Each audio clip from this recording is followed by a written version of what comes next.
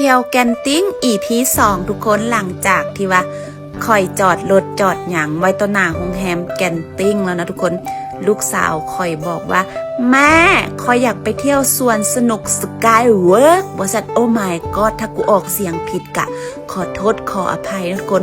คอยเป็นคนที่เว้าภาษาอังกฤษบ่เป็นเพราะฉะนั้น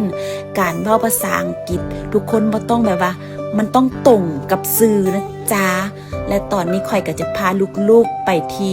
สวนสนุกสกายเวิร์กทุกคนแต่ว่าคอยกะเป็นครั้งแรกเนาะที่ว่าคอยมากับลูกปกติสิมากับพันละผัวมาย้ำใดกันลงคอยนะอันนี้ลูกคอยกะมาเป็นครั้งแรกที่ว่าเพิ่นเปิดสวนสนุกสกายเวิร์กนะทุกคนนะบ่ฮู้ทางไปถามมองนั่นมองนี่นะทุกคนเนาะนี่แหละแม่บอกว่าคันบ่ฮู้ใส่ในการถามลูกห้ามอายเด็ดขาดนะทุกคนเฮาเป็นคนต่างแดนบ่ฮู้หยังต้องถามลูกเดียวลูกลูกข่อยก็อ่านภาษาอังกฤษได้อยู่ทุกคนแต่ว่ามันอยากไปบ่เป็นมันงงนะทุกคนเพราะว่าเป็นครั้งแรกที่ว่า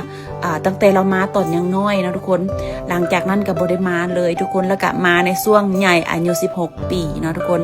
อันนี้ก็เป็นโซนเครื่องเล่นอีกโซนหนึ่งนะจ๊ะแบบเครื่องเล่นหลายแหงพี่น้อง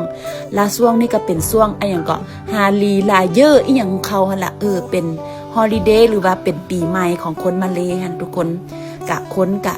ถือว่ายังบ่หลายทุกคนแต่ว่าแบบเฮามารถมันจะติดนะทุกคนอันนี้ลูกค่อยมาเข้าไปสวนสนุกของสกายเวิร์กเข้ามาทางช้อปปิ้งนะทุกคนอันนี้เพิ่นกระจองไว้เรียบร้อยเพิ่นเฮ็ดเองจ้ะบ๊ายบายแม่จ้ะแม่กะสิท่าอยู่พุ่นแหละโรงแรมพุ่นละลูกไปซะไปเที่ยวให้มวนๆเด้อลูกกับบ๊ายบายแม่อยู่พุ่นทุกคนเข้าไปละทุกคนบ๊ายบายลูกส่วนแม่บัดนี้ทุกคนสิถามแบบไปโรงแรมกะถามบ่ได้ทุกคนเว้าภาษาบ่เป็นจ้ะพี่น้องจ้ามึงฮู้บ่กูบ่ฮู้จักทางไปโรงแรมกูวนไปวนมาเกือบ2 ชั่วโมงพี่น้องค่ะมันบ่แม่นหยังได้มันใหญ่แล้วก็กูเว้าภาษาอังกฤษบ่เป็นจ้าทุกคนอ่านภาษาอังกฤษก็บ่เป็นบัดนี้สิกลับโรงแรมก็กลับบ่ได้ลูกก็ทิ่มแม่ทุกคนบัดนี้ข่อยก็ย่างมาแบบ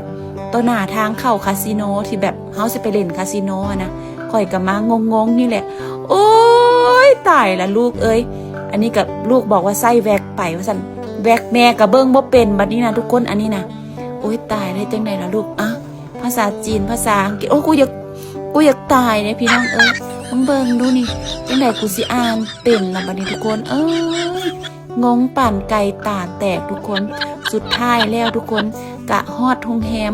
ได้เพิงพันละผัวอีกละพันละผัววิดีโอคอลทุกคนคลิปนี้มีเท่านี้ก่อนนะทุกคนเด้อ